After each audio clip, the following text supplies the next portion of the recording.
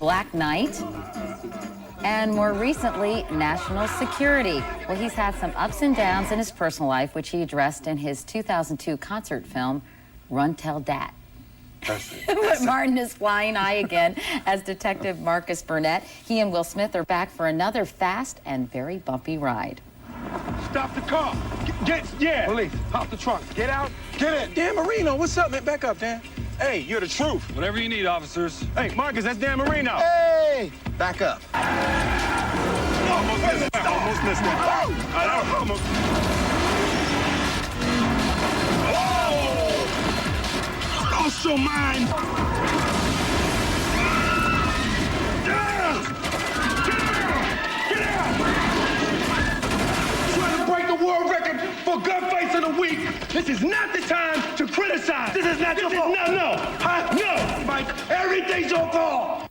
Martin Lawrence, good morning. Good morning. Lots of bickering between the two I'm of you. here with Katie, everybody. I'm chilling with you. I'm happy to be here. Well, I'm happy to have you. I wanted to come to New York and make sure that I come on and do your show, and I'm just very happy for everything for you. Oh, well, thanks. You're a wonderful lady. Well, thank you, Martin. I want to share that. I wanted to share that on today's show. Well, we have about 7 more minutes. Go on. I'm kidding. Anyway, let's talk about Bad Boys 2. Martin, what took so long? It's been 8 years since the first one. Everybody kind of has their version of why it's been so long for you all to do the sequel. What's yours? Well, mine is that, we were trying to find a good script, and then when you have Jerry Bruckheimer, Michael Bay, Will, and all of us trying to get our schedules together, that's not, really easy. So, and we could have rushed into a sequel, but we didn't want to just give you anything. We wanted to give you something that was worth it, and I believe Bad Boys 2 is worth it. Now, were you worried at all that people wouldn't be so interested because so much time had passed in Marcus Burnett and Mike Lowry, the two of your characters? Because it is a pretty long time between movies. Yeah, but not too worried, because I feel like if you give them something that they can really appreciate and enjoy, then it's worth it. I mean, it doesn't matter about the time. I mean, they're interesting characters, me and Will have a wonderful chemistry together, funny. You do? What makes it work so well between the two of you, both, I guess, off-screen and on? A great deal of respect for each other, and that's a good thing, we've been doing it, so, both coming from sitcoms, but we have a great deal of respect for each other. How important do you think, Martin, Bad Boys 1 and 2 have been to your career? How important? Yeah. Oh, they've been big, because I've gotten to do it in this game, on its biggest level with Jerry Bruckheimer, the whole, Michael Bay, the car chases, the stunts, all the stuff. So it's, you're like a kid, that gets to play cops and robbers on his biggest level. So it's been really big for me, and, to get together with Will Smith and all these other talented minds, it's been real big. There are a lot of car chases in this movie, sort of endless car chases, but it's nice because they're broken up with those funny exchanges that we saw earlier between you and Will, kind of reverting back to your high school days where you're kind of at each other's throats. But at any time, did you want to say to Jerry Bruckheimer and Michael Bay, when you saw just car chases and cars flying all over the place and these dead bodies flying around, did you ever want to say, hey, you so crazy? No, well, maybe, but I tell you, with Michael, we did a scene where one of the cars flipped over my head. I know, I know. That must have been terrifying. It was real scary. Was that you in the car when that happened? Yeah, really? It was, but I was very nervous.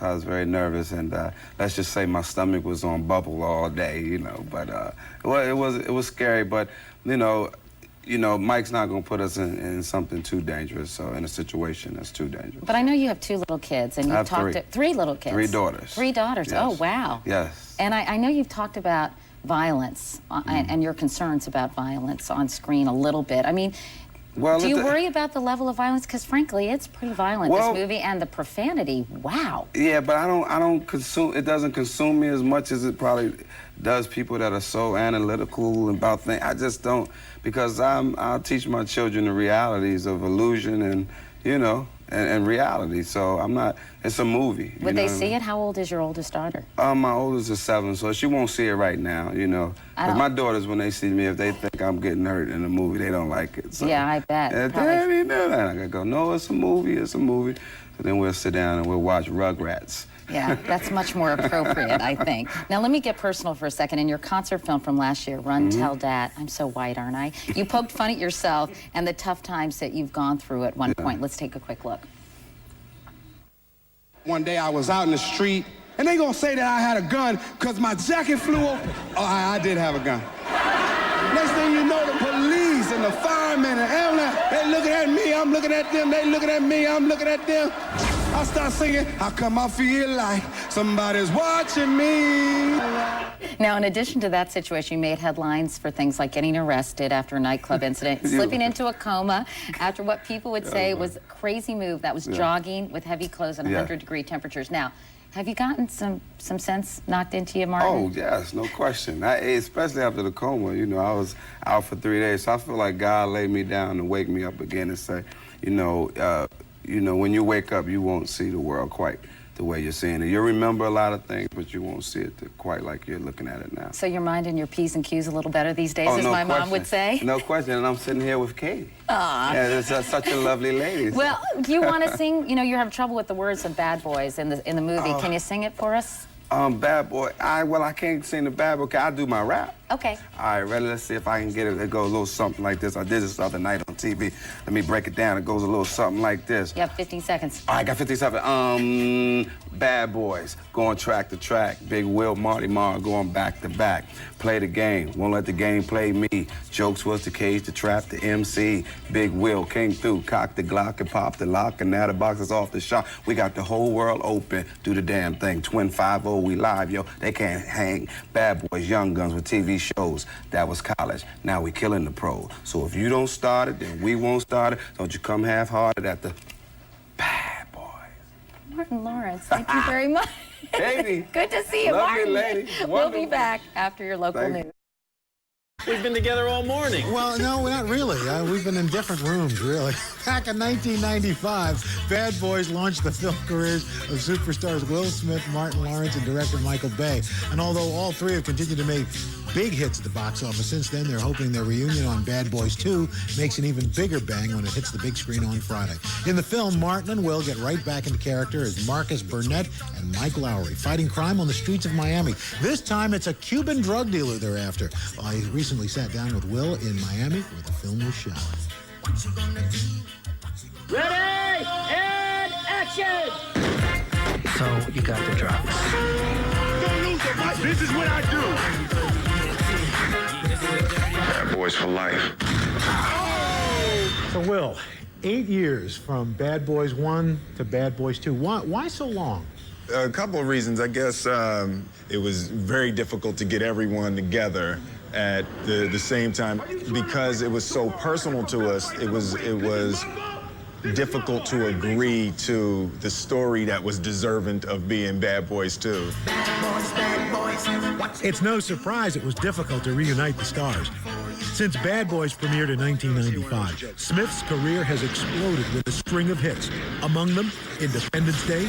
That's what I call a close encounter. Men in Black 1 and 2, Enemy of the State, Wild Wild West, and Ali, bringing his worldwide box office career total take to almost $2 billion and earning him an astounding $25 million per film. Woo! That was fun. You make this movie, you do the 8 years ago. A lot has happened to you. Did you have any idea that you would be who you are today? I mean, all the stuff that you've accomplished. It's just something that you can't ever say how it happened or why it happened other than just be glad it happened. Was it hard getting back into the groove of this? The second that I landed in Miami, Mike Lowry took over. Those characters are just alive in both of us. It's just magic. Get it. Dan Marino, what's up, man? Back up, Dan. Hey, you're the truth. Mike Lowry is absolutely my alter ego. Really? Oh, God, yes. It's just, this is my town. Miami, hot, the energy, the fast cars. If I could, hot women. Oh, hot women. If I could put sunglasses on and wear a tight T-shirt and carry a Glock around the streets all day long. You know what I mean? It's like that guy is the person inside of me that Will Smith suppresses, you know, in order to live a reasonable life. Physical movie. How hard was it training for this movie? I trained all year round anyway, so you got to stay prepared. Do you like doing these stunts? I don't know. How much of the stunt work did you do? With Michael Bay, he always pushes the envelope. He's always trying to you know, get the actor to do as much stuff as you're willing to do. And you just got to say, dude, dog, no, it's not going down like that. Ain't nobody getting away from me today.